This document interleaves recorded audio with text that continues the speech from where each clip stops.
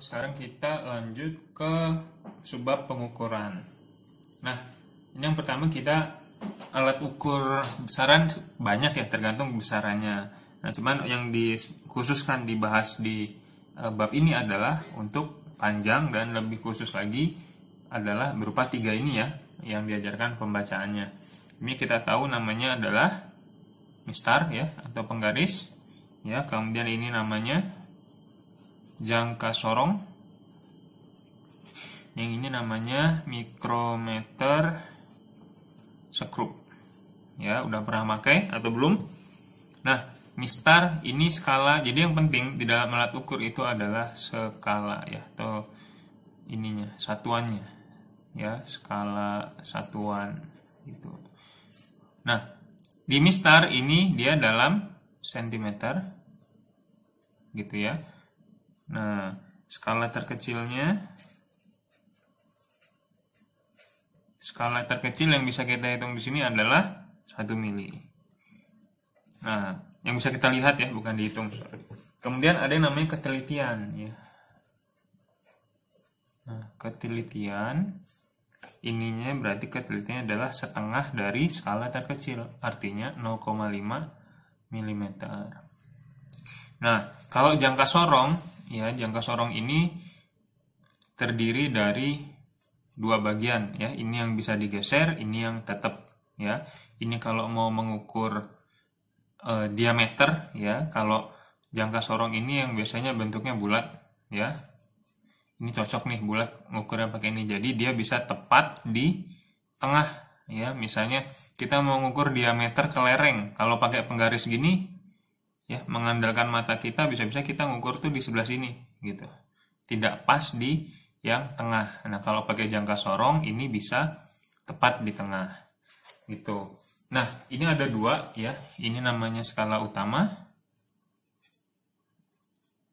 ya, satuannya dia cm, sedangkan ini adalah skala vernier atau nonius ya, dia pembacaannya dalam milimeter. Nah, ini kenapa penting saya sampaikan cm dan mm, karena nanti ditambahkan hasilnya dan satuannya harus diperhatikan gitu ya. Nah, kalau jangka sorong dia skala terkecilnya dia bisa sampai 0,1 mm. Ketelitiannya berarti separuhnya 0,05 mm. Nah, untuk yang lebih teliti lagi ya, misalnya mau menghitung tebalnya kertas gitu ya, atau misalnya rambut gitu. Nah, itu menggunakan mikrometer sekrup ya, bendanya nanti ditaruh di sini ya, yang ini diputar. Nah, sama ya, ada 2 bagian, ini skala utama, yang ini skalanya putar namanya. Satuannya kalau ini udah milimeter nih, ini juga milimeter. Nah, ketelitiannya dia ini bisa lebih teliti lagi, bisa sampai 0,01 mm. Itu skala terkecilnya, artinya ketelitiannya 0,005 mm. Gitu. Nah, untuk bagaimana cara membacanya nanti sekalian kita di latihan. Nah, selanjutnya kita membahas tentang kesalahan ya, presisi dan akurasi ya. Namanya pengukuran itu nanti ada yang namanya kesalahan-kesalahan gitu ya. Nah, ini kita bagi menjadi 3 ya, kesalahan umum atau keteledoran.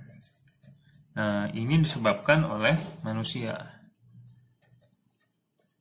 Ya, misalnya nggak paham pakai alatnya ya, nggak baca buku manualnya, atau nggak ngerti ini satuannya dalam apa gitu ya.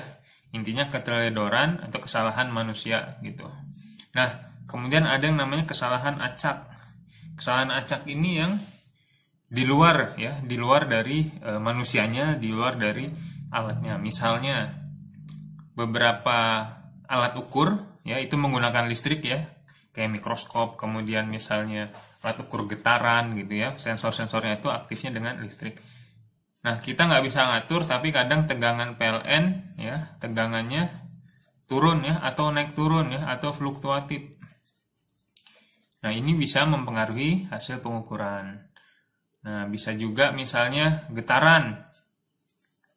Misalnya labnya berada di sebelah jalan raya, ya, yang kebenaran lagi banyak mobil atau alat berat lewat gitu. Biasanya nanti langsung getar, nah itu bisa mempengaruhi hasil pengukuran.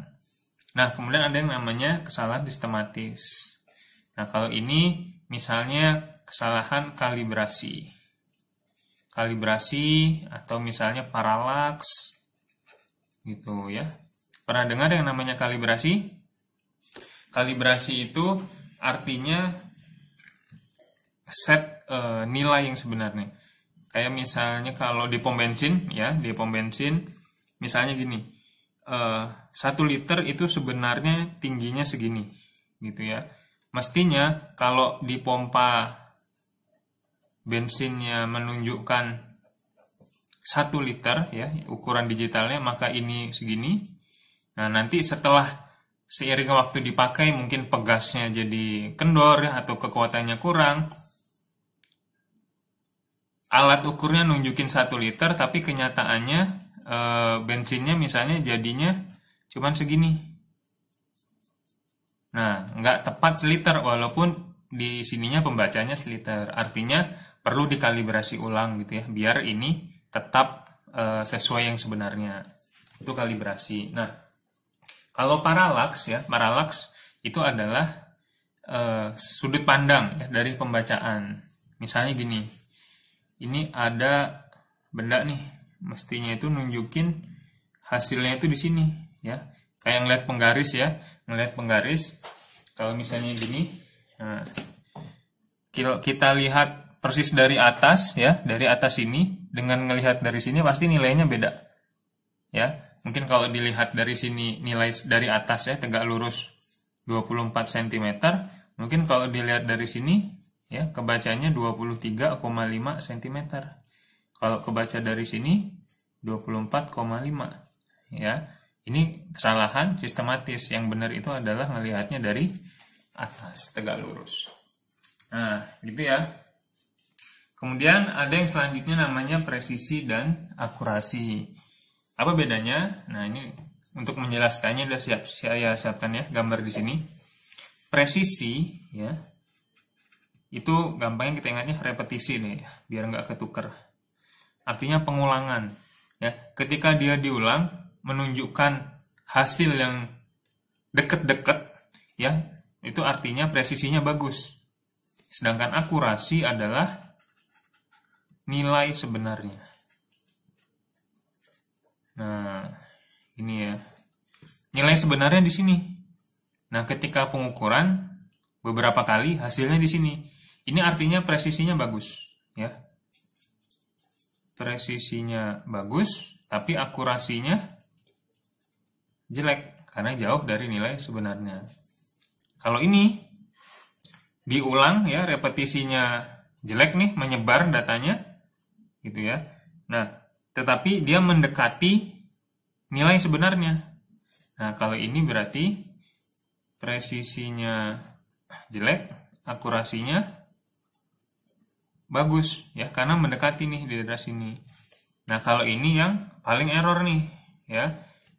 Dia menyebar datanya ya, berarti presisinya kurang, kemudian dari nilai sebenarnya juga jauh ya, berarti akurasinya juga kurang. Sedangkan ini paling bagus ya, karena mendekati nilai sebenarnya ya, berada di titik sebenarnya, dan diulang pun di titik sekitar itu juga. Berarti ini presisinya bagus, akurasinya bagus. Nah, untuk lebih jelas lagi ya, saya ambil contoh misalnya ini panjang sebenarnya ya. Panjang sebenarnya suatu benda ini sebenarnya 30 cm misalnya.